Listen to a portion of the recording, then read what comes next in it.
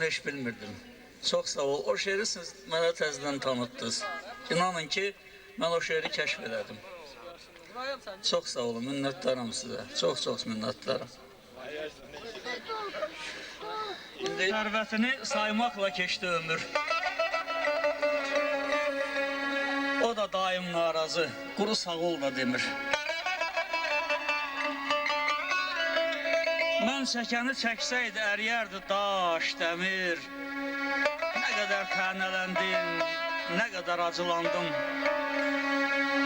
Dağ olsam əriyərdim, insan idim dayandım. Ya Rəbb, mən sənin səsin, sənin harayın idim.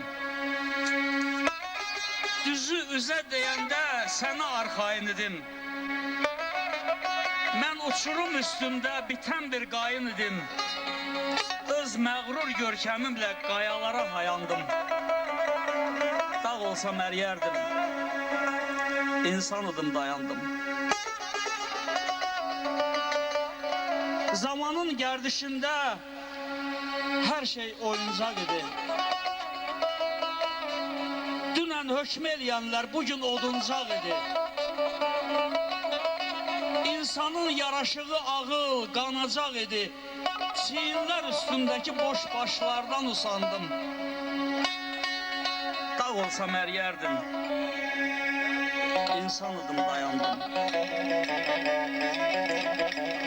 Həyat bir imtihandır, hərə bir cür sınandı. Kimi sərvət topladı, kimi savab qazandı. Nigaran ömür yolum uzandıkça uzandı. Hakkın mənə yazdığı qədərinə inandım. Dağ olsam əriyərdim, insan idim dayandım. Dağ olsam əriyərdim, insan idim dayandım. Təşəkkür edirəm.